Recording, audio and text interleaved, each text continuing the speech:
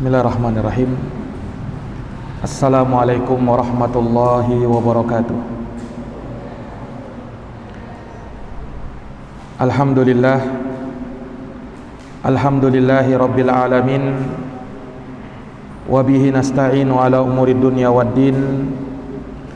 Asyhadu an la ilaha illallah wahdahu la syarikalah, ilahul awwalin wal akhirin, wa asyhadu anna muhammadan abduhu wa rasuluh as-sadiqul amin, sallallahu alaihi wa ala alihi wa sahbihi wa man tabi'ahum bi ihsanin ila yaumiddin wa sallama tasliman katsira, amma ba'd. Allahumma la sahla illa ma ja'altahu sahla wa anta taj'alul hazana idza syi'ta sahla.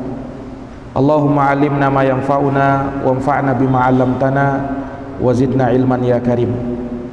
Rabbi syrah li sadri wa yassir li amri wahlul 'uqdatam min lisani yafqahu qawli. Ma'asyiral muslimin wal muslimat, hadirin wal hadirat, bapak-bapak, ibu-ibu dan saudara-saudari sekalian, jamaah salat maghrib yang dirahmati dan dimuliakan oleh Allah Subhanahu wa taala. Alhamdulillah, tak henti-hentinya senantiasa kita panjatkan puja dan puji syukur kehadirat Allah Subhanahu wa taala Rabbul Alamin atas berkat rahmat, taufik, hidayah dan inayahnya jua kita dapat berkumpul di masjid yang mulia ini untuk kita bersama-sama menjalankan ibadah salat maghrib berjamaah, yang kemudian kita lanjutkan dengan duduk sejenak untuk kita bersama-sama mengkaji agama kita, yang mana hal tersebut adalah perkara yang diperintahkan oleh Allah Subhanahu wa taala dan Rasulnya sallallahu alaihi wasallam.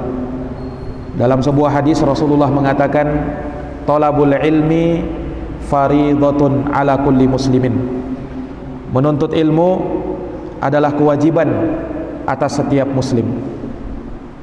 Salawat dan salam semoga senantiasa dan terus menerus tercurahkan kepada uswah dan qudwah kita, suri tauladan dan figur kita, Nabi yang mulia, Sayyidul Mursalin Al-Mustafa Muhammad bin Abdullah sallallahu alaihi wasallam, kepada keluarga, para sahabat, serta orang-orang yang senantiasa meniti dan mengikuti jalannya sampai hari kiamat. Ma'asyiral muslimin wal muslimat, bapak-bapak dan ibu-ibu sekalian, rahimani wa rahimakumullah. Pada malam hari yang berbahagia ini kita akan kembali melanjutkan pembahasan dari kitab Riyadhus Shalihin karya Al-Imam Abu Zakaria Yahya bin Sharaf, yang dikenal dengan Imam An-Nawawi rahimahullahu ta'ala. Telah kita bacakan sedikit tentang khutbah beliau, di mana kita ambil pelajaran darinya akan sikap zuhud terhadap dunia. Telah kita jelaskan apa dan bagaimana itu zuhud. Kemudian juga terkandung dalam muqaddimah beliau terkait dengan ibadatun qalbiyah, ibadah hati, yaitu muraqabatullah, merasa diawasi oleh Allah Subhanahu wa taala. Dan yang terakhir kita singgung terkait dengan at-tafakkur, berfikir tentang sebagian makhluk-makhluk Allah Subhanahu wa taala, yang dari sana akan melahirkan iman kepada Allah, yang di sana melahirkan pengagungan dan pembesaran kepada Allah Subhanahu wa taala, sang pencipta Rabbul Alamin. Kemudian setelah mengucapkan puji-pujian kepada Allah Subhanahu wa taala, kemudian Imam Nawawi mengucapkan tasyahud dan juga bersalawat kepada baginda Rasulullah sallallahu alaihi wasallam. Kata beliau, wa asyhadu an la ilaha illallahul barrul karim, aku bersaksi bahwa tidak ada Tuhan yang patut disembah kecuali Allah, Al-Barrul Karim, zat yang maha baik lagi maha mulia, Ar-Raufur Rahim, zat yang maha lembut lagi maha penyayang. Wa asyhadu anna Muhammadan abduhu wa rasuluh, dan aku bersaksi bahwa Muhammad adalah hamba dan utusannya, wa habibuhu wa khaliluh, yang mana beliau adalah kecintaan dan kekasihnya Allah, al-hadi ila siratin mustaqim, yang memberikan petunjuk kepada jalan yang lurus, wad-da'i ila dinin qawim, dan memberikan atau mengajak kepada agama yang lurus, salawatullahi wasalamuhu alaih, semoga salawat dan salam tercurahkan kepada beliau, wa ala sairin nabiyyin, demikian pula kepada seluruh para nabi, wa ali kullin, dan seluruh keluarga beliau, wa sairis salihin, dan seluruh orang-orang soleh. Ini tasyahud dan penyampaian salawat serta salam dari Imamun Nawawi kepada Rasulullah sallallahu alaihi wasallam. Demikianlah pada setiap khutbah. Terkadang seseorang melatunkan syahadat sebagai ikrar dia, sebagai persaksian dia bahwa tidak ada yang patut disembah di dunia ini kecuali hanya Allah Subhanahu wa taala. Sehingga ini berkonsekuensi kita menjadikan Allah Subhanahu wa taala sebagai satu-satunya yang disembah, sementara selain Allah Subhanahu wa taala tidak patut untuk disembah. Hanya Allah yang kita beribadah kepadanya, sementara selain Allah Subhanahu wa taala tidak pantas untuk kita serahkan padanya ibadah. Kemudian tidak lupa kita ikutkan persaksian yang pertama dengan persaksian yang kedua, yaitu persaksian anna Muhammadar Rasulullah, bahwa Muhammad adalah utusan Allah Subhanahu wa taala. Yang mana persaksian ini berkonsekuensi untuk kita membenarkan segala yang beliau beritakan. Segala yang beliau sampaikan pasti benar. Sebab Nabi itu tidak berucap dengan hawa nafsunya. Wa ma yantiqu anil hawa in huwa illa wahyu yuha. Semua yang diucapkan Nabi adalah wahyu yang diwahyukan kepada beliau.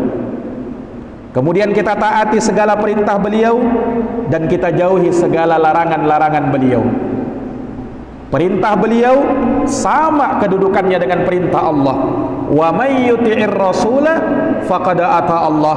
Siapa yang taat kepada Rasul berarti dia telah taat kepada Allah Subhanahu wa taala. Sementara yang tidak mau taat kepada Rasul sallallahu alaihi wasallam, yang bermaksiat kepada Rasul sallallahu alaihi wasallam, berarti dia telah durhaka kepada Allah Subhanahu wa taala. Kemudian kita beribadah kepada Allah Subhanahu wa taala, Allah tidak kita ibadahi kecuali sesuai dengan tuntunan dan syariat beliau. Inilah konsekuensi dari syahadat ini. Persaksian Muhammadar Rasulullah, Muhammad adalah utusan Allah Subhanahu wa taala. Kemudian juga kita sampaikan salawat dan salam itu kepada keluarga beliau. Kemudian kepada sahabat-sahabat beliau, orang-orang yang memperjuangkan agama ini, yang membela agama ini, yang menjaga kemurnian dan kesuciannya, hingga sampai kepada kita, sampai pada saat ini terus terjaga kemurnian agama ini. Al-Quran Allah Subhanahu wa ta'ala turunkan 14 atau 15 abad yang lalu, sampai pada saat ini, sampai pada hari ini tidak pernah mengalami perubahan. Sebab Allah jaga Al-Quran. Inna nahnu nazzalna dzikr wa inna lahu lahafizun. Sungguh kami yang turunkan Quran ini, kata Allah, dan kami yang akan memberikan penjagaan kepada Quran itu. Dan sebagaimana Quran dijaga oleh Allah, hadis, ucapannya Rasul sabdanya Rasulullah SAW pun dijaga oleh Allah Subhanahu wa taala. Sehingga kemurnian agama ini, kesucian agama ini tidak bisa dan tidak akan pernah dinodai oleh orang-orang yang ingin menodainya, ditambah oleh orang-orang yang ingin menambahinya. Sebab Allah akan melahirkan orang-orang yang membela agama ini, yang mengembalikan kemurnian agama Islam, sama seperti tatkala Allah Subhanahu wa taala turunkan kepada Nabi kita Muhammad sallallahu alaihi wasallam. Makanya kita pun turut bersalawat kepada para sahabat Nabi sallallahu alaihi wasallam yang berjasa di dalam menyampaikan agama kepada ummatul Islam. Para hadirin yang dirahmati oleh Allah, kemudian setelah itu Imam Nawawi berkata, amma ba'du, adapun setelah ini, faqad qala Allah Ta'ala, sungguh Allah Ta'ala berfirman, wa ma khalaqtul jinna wal insa illa liya'budun ma uridu minhum mir rizqin wa ma uridu ayyut'imun. Kemudian beliau nukilkan di sini firman Allah Subhanahu wa taala di ayat yang sangat sering kita dengarkan dan sangat sering dibacakan oleh para khutbah di mimbar-mimbar Jumat. Firman Allah Subhanahu wa taala, "Wa ma khalaqtul jinna wal insa illa liya'budun." Tidaklah kuciptakan jin dan manusia kecuali untuk beribadah kepadaku. Diingatkan ayat ini supaya kita tahu apa tujuan kita hidup di dunia ini, apa maksud Allah Subhanahu wa taala mengadakan kita di dunia ini. Tidak lain dan tidak bukan kecuali untuk beribadah. Perhatikan ayatnya, wa ma khalaqtul jinna wal insa illa liya'budun. Ini konteks ayat ini berada di dalam susunan penafian, kemudian datang setelahnya penetapan. Wa ma khalaqtul jinna wal insa. Ini penafian. Tidaklah kuciptakan jin dan manusia. Aku tidak ciptakan mereka illa kecuali. Penetapannya apa? Liya'budun, agar mereka beribadah kepadaku. Di dalam bahasa Arab, kalau ada ayat semacam ini memberikan makna pengkhususan, bahwa betul-betul maksud tujuan satu-satunya Allah adakan kita di dunia ini adalah untuk beribadah kepada Allah. Makanya Pak, kalau kita lihat di dalam Quran, perintah pertama di dalam Quran perintah untuk beribadah. Ya ayyuhan nasu ubudu rabbakum, ya ayyuhan nasu ubudu rabbakumul ladzi khalaqakum walladzina min qablikum la'allakum tattaqun. Wahai orang-orang yang beriman, wahai sekalian manusia, bertakwalah kalian kepada Tuhan kalian, sembahlah Tuhan kalian, beribadah kalian kepada Rabb kalian. Lihat, ini perintah pertama di dalam Quran, perintah untuk beribadah. Karena inilah Allah Subhanahu wa taala turunkan kitab-kitabnya, dan karena ini pula Allah Subhanahu wa taala mengutus para nabi dan para rasul. Makanya seruan para nabi dan para rasul itu sama, seruan untuk beribadah kepada Allah, tidak boleh menyekutukan Allah dengan sesuatu apapun. Ini seruan para nabi dan para rasul. Allah berfirman di dalam Quran, wa laqad ba'atsna fi kulli ummatir rasula an i'budullah wajtanibut taghut. Sungguh kami telah mengutus pada setiap umat seorang rasul untuk menyerukan, untuk mendakwahkan an i'budullah, sembah hanya Allah Subhanahu wa taala saja, wajtanibut taghut, dan jauhilah semua yang disembah selain Allah, itulah at-taghut. Ini para jamaah yang dirahmati dan dimuliakan oleh Allah Subhanahu wa taala.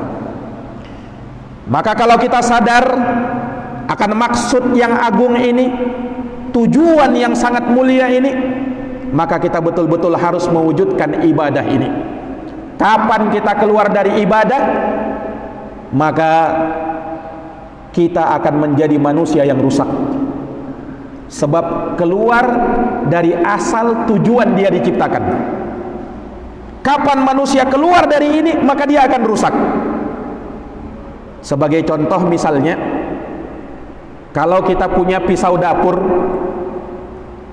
digunakan untuk memotong yang lunak-lunak, dipotong sayur, ikan, dan seterusnya. Bagaimana kalau pisau ini kita gunakan untuk memotong besi? Apa yang terjadi dengan pisaunya? Akan rusak dia. Loh, kenapa begitu? Karena dia keluar dari asal tujuan dia diciptakan. Iya kan? Ini jamaah sekalian yang dirahmati dan dimuliakan oleh Allah. HP ini diciptakan untuk memudahkan kita berkomunikasi, kirim SMS, telepon, iya. Tapi kalau misalnya kita gunakan untuk melempar tikus, bisa enggak? Bisa juga. Tapi apa? Akan rusak dia. Kenapa? Keluar dari tujuan dia diciptakan. Nah, sama manusia diciptakan untuk beribadah. Kapan dia keluar dari tujuan ini, maka pasti dia akan rusak. Ini jamaah sekalian yang dirahmati oleh Allah. Maka tujuan ini, maksud yang mulia ini harus betul-betul kita perhatikan di dalam hidup ini. Kita hidup bukan hanya untuk sekedar hidup, makan, minum, tidur, bersenang-senang, kemudian datang ajalnya, kemudian kita mati, selesai urusannya. Bukan.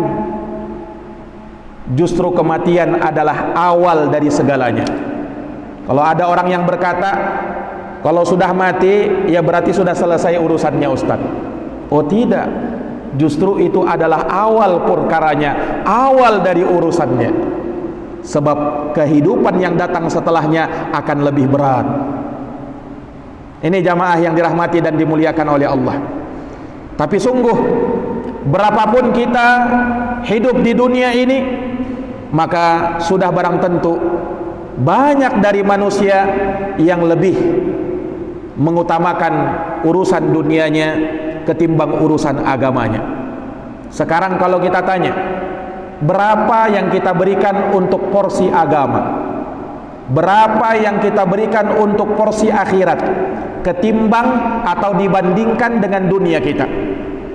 Mana yang lebih banyak kira-kira? Jawabannya pasti yang lebih banyak adalah untuk dunia kita.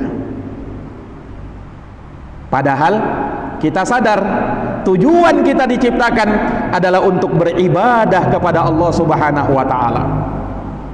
Maka jamaah sekalian yang dirahmati dan dimuliakan oleh Allah, dari nikmat yang Allah Subhanahu wa taala berikan kepada umat ini, ada perkara-perkara dunia yang sifatnya dunia tetapi bisa bernilai ibadah kepada Allah Subhanahu wa taala.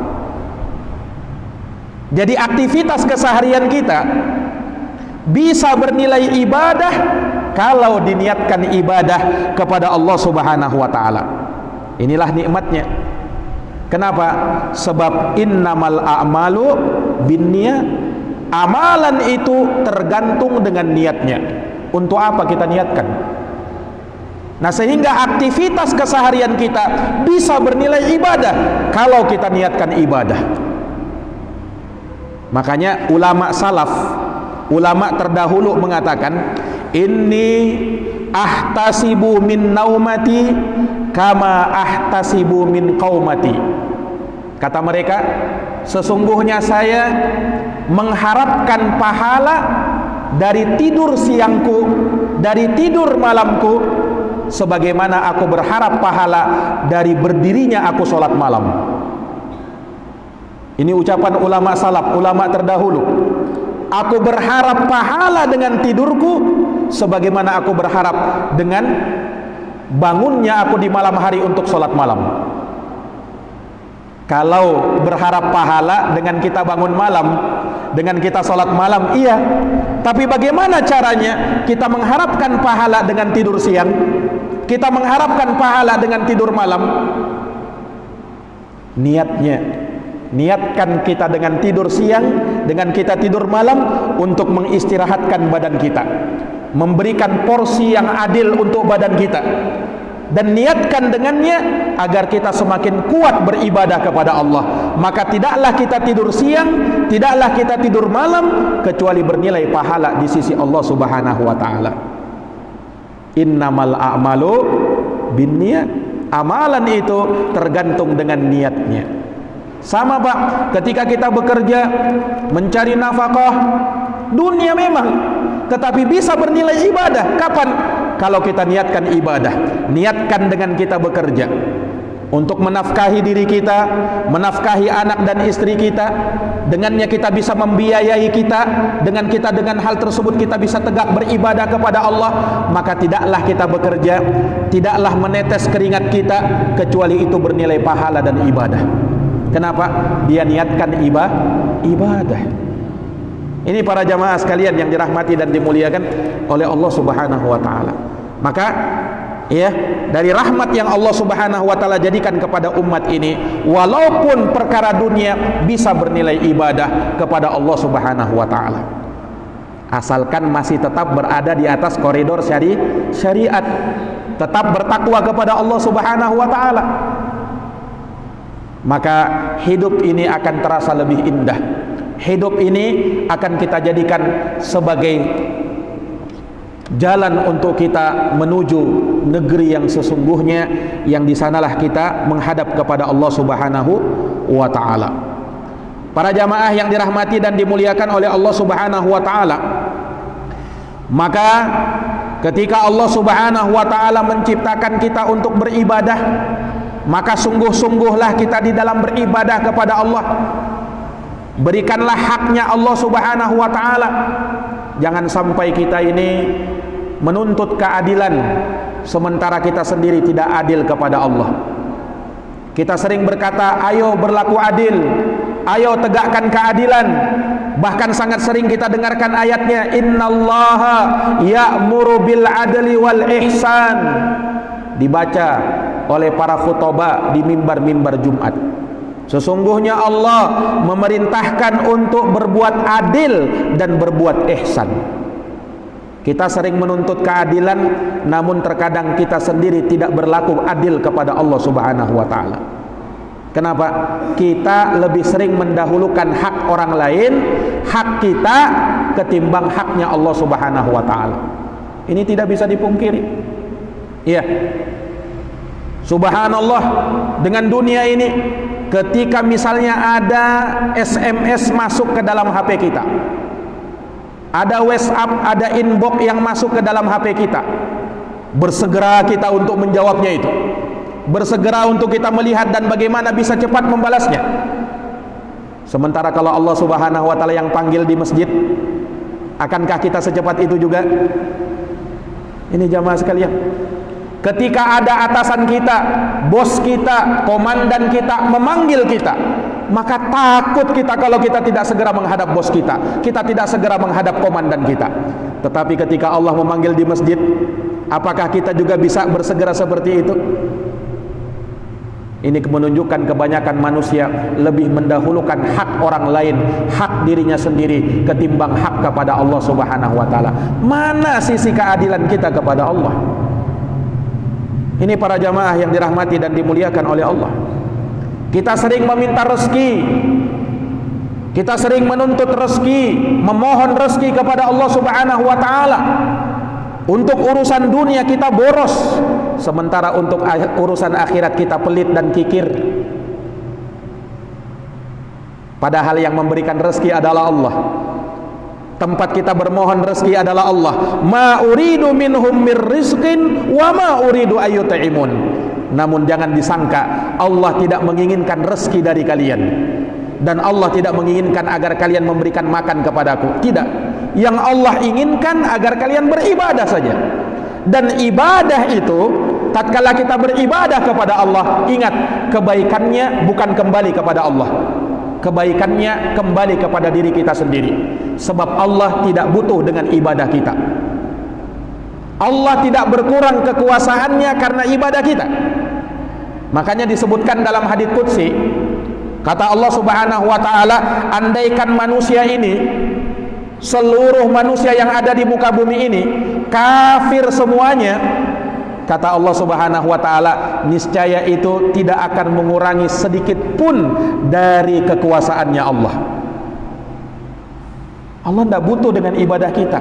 Lah terus kita beribadah untuk apa? Kita beribadah kepada Allah Subhanahu wa taala untuk kebaikan dan kemaslahatan diri kita sendiri. Ini para jamaah yang dirahmati dan dimuliakan oleh Allah. Allah Subhanahu wa taala tidak butuh kepada makhluknya, tetapi makhluklah yang butuh kepada Allah Subhanahu wa taala. Jamaah yang dirahmati dan dimuliakan oleh Allah, manusia tatkala di dunia dia bisa berkata-kata, dia bisa berangan-angan, dia bisa mendambakan dan merencanakan segala sesuatu yang bisa dan ingin dia rencanakan. Dia bercita-cita, mengejar cita-citanya.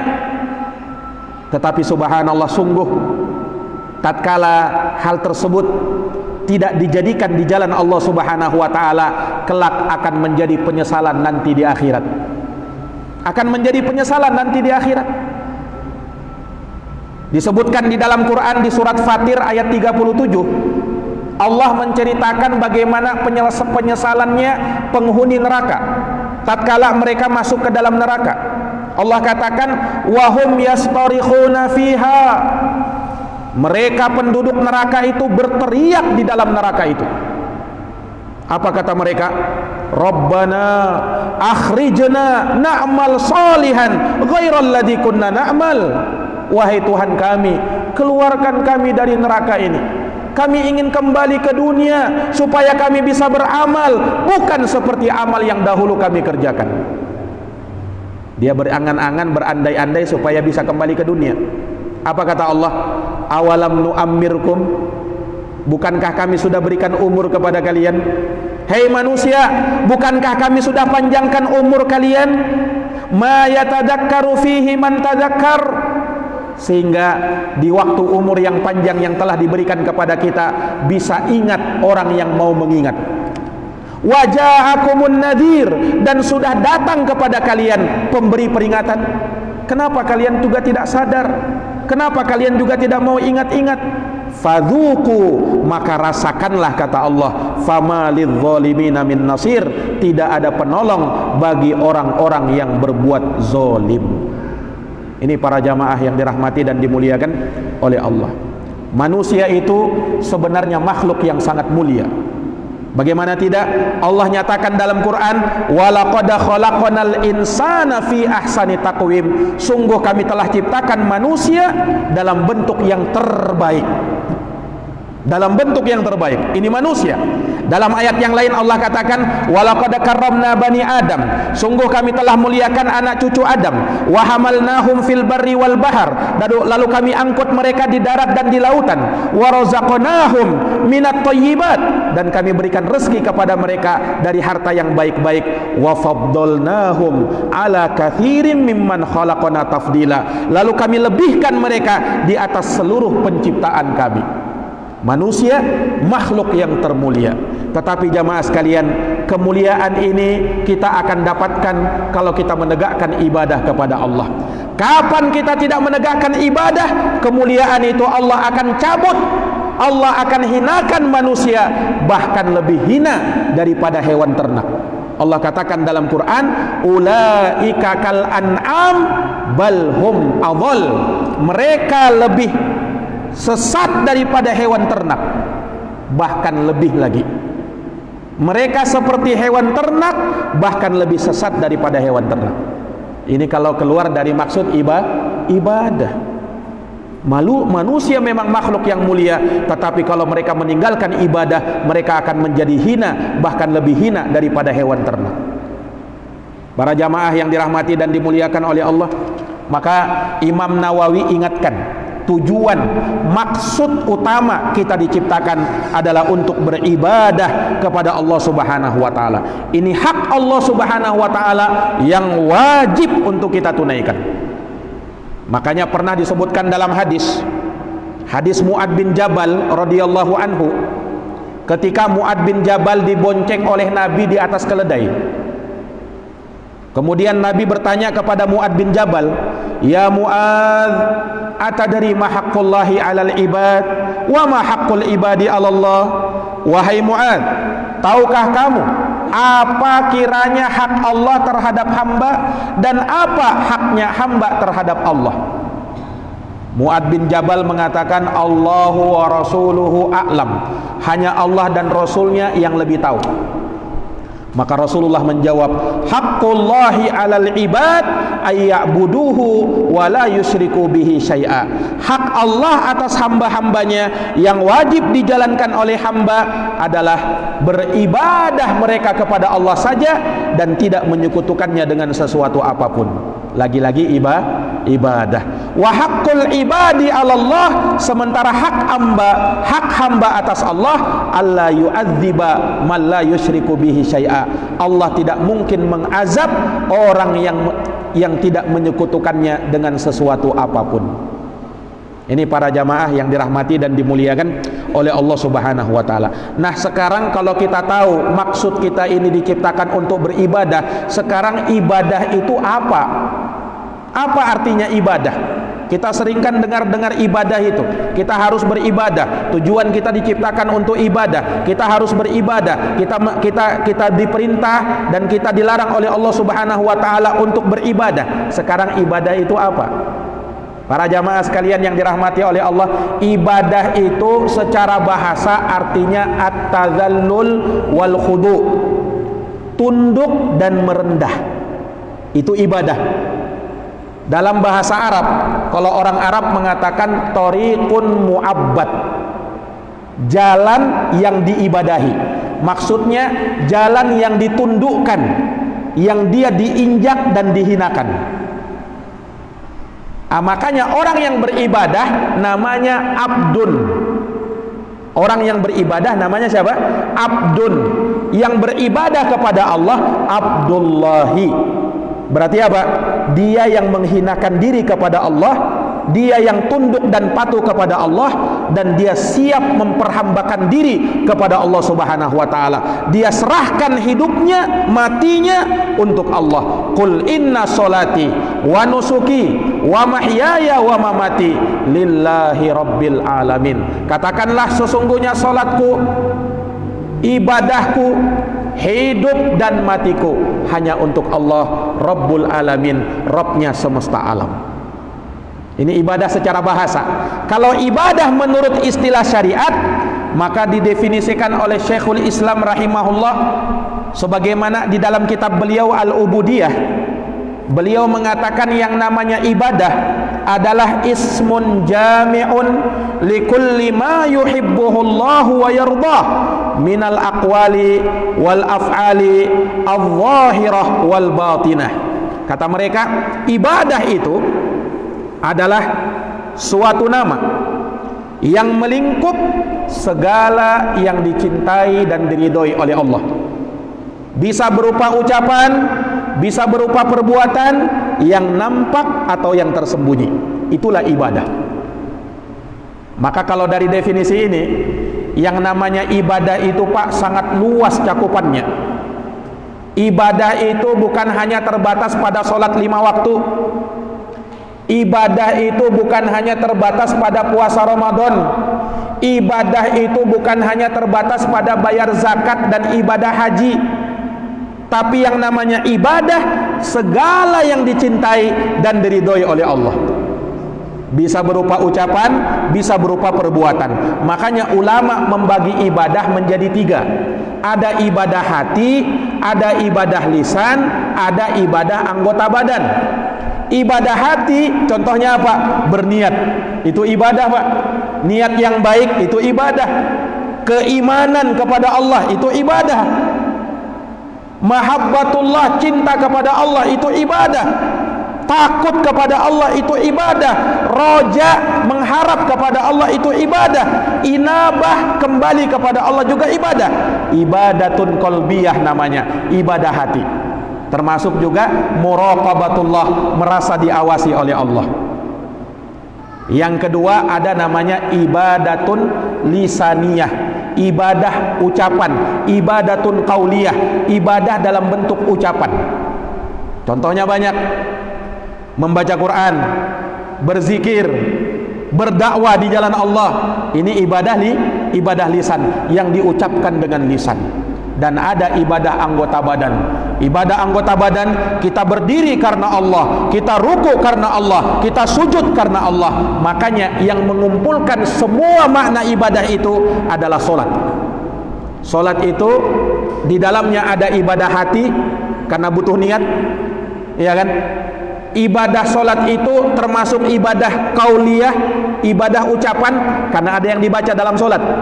Dan ibadah solat itu termasuk juga ibadah badaniyah, ibadah dalam bentuk badan karena ada gerakan-gerakan solat.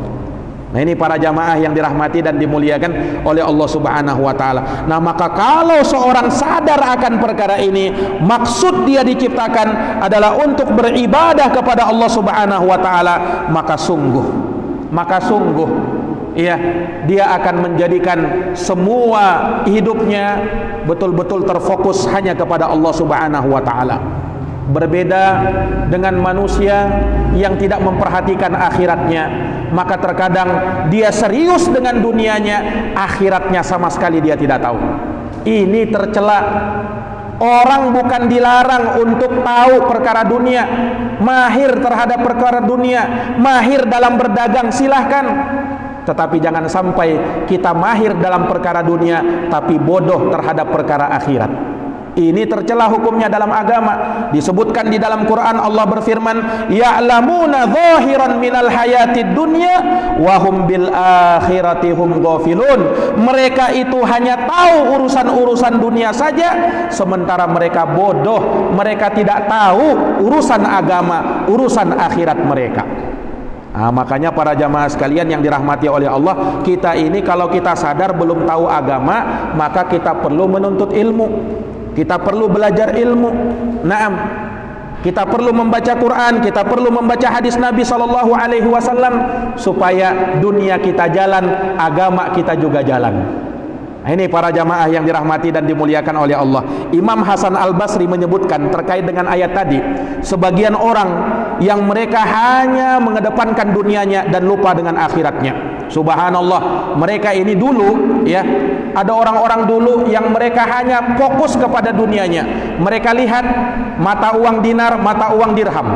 Mereka lihat emas dan perak, cukup sekedar merabanya. Mereka tahu berapa jumlahnya, berapa beratnya emas dan perak itu, cukup sekedar meraba. Nah, sama pada hari ini sebahagian orang, masya Allah, saking tahunya dengan perkara dunia itu, timbangan-timbangan dia kuasai. Naam, ini gula ini dia timbang-timbang, 1 kilo kurang 1 on ini. Ternyata pas ditimbang betul-betul kurang 1 on. Saking mahirnya dia urusan dunia. Tetapi urusan agama bagaimana? Bagaimana caranya sholat? Bagaimana ibadah puasa? Bagaimana caranya berwudu? Nah, ini jamaah sekalian yang dirahmati oleh Allah. Makanya tatkala kita beribadah, betul-betul kita fokuskan untuk Allah Subhanahu wa taala, lillahi taala. Para jamaah yang dirahmati oleh Allah, mungkin demikian yang bisa kami sampaikan ya terkait dengan muqaddimah dari Imam An-Nawawi, dan masih ada lagi beberapa pelajaran yang kita bisa ambil dari nasihat-nasihat beliau yang sangat luar biasa, yang semoga bisa menjadi nasihat bagi kita semuanya, nasihat bagi diri kami pribadi, dan nasihat bagi jamaah seluruhnya. Naktafi bihadal qadar, lebih dan kurangnya saya mohon maaf. Hadanallahu wa iyyakum ajma'in. Kita tutup bersama dengan doa kafaratul majlis. Subhanakallahumma wa bihamdika asyhadu an la ilaha illa anta astaghfiruka wa atubu ilaik. Walhamdulillahi rabbil alamin. Wassalamualaikum warahmatullahi wabarakatuh.